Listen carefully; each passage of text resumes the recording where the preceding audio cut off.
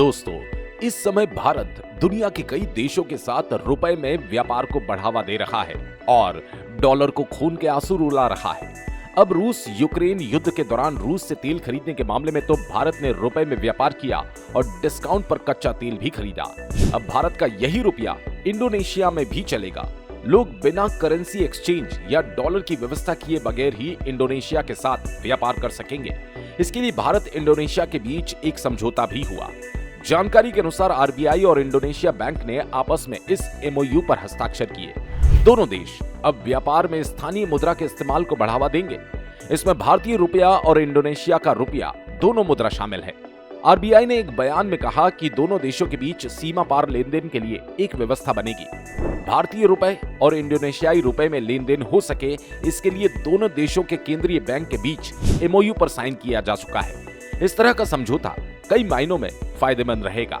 जैसे दोनों देशों के एक्सपोर्टर्स और इंपोर्टर्स को बहुत फायदा होगा। दोनों देश अपनी डोमेस्टिक करेंसी में ही बिल और भुगतान कर सकेंगे। इंडोनेशियाई रुपया और भारतीय रुपए के बीच विदेशी मुद्रा विनिमय बाजार का विकास होगा।